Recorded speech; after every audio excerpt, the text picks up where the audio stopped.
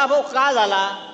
उद्धव साहेब, आपण खूप विश्लेषण केलं, पण नाशिकच्या पराभवाचं विश्लेषण वॉशिंग्टनमध्ये झालं, म्हणजे महाराष्ट्राच्या.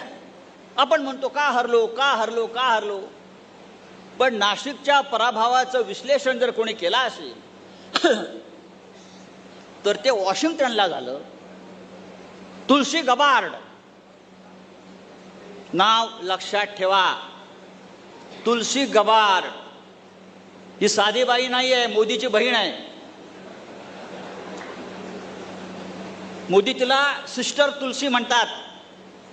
आणि आता मोदी अमेरिकेला गेले होते तेव्हा जाताना इथून कुंभ स्नानासाठी जे गंगाजळ त्यांनी सगळ्यांना पाठवलं, त्या गंगाजळाचे कुंभ घेऊन हे मिस्टर नरेंद्र मोदी अमेरिकेला गेले आणि तुलसी गबार्डला सुपूर्द केलं. फोटो आले आहेत. ही तुलसी गबार्ड साधी बाई नाही आहे, ही ट्रम्प सरकारमध्ये गुप्तचर विभागाची प्रमुख आहे, इंटेलिजन्स ब्युरोची प्रमुख आहे तुलसी गबार्ड. त्या बाईने सांगितलं परवा,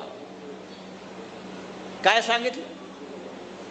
ईव्हीएम हायजॅक होतंय आणि ईव्हीएम मुळे निकाल बदलले जाऊ शकतात.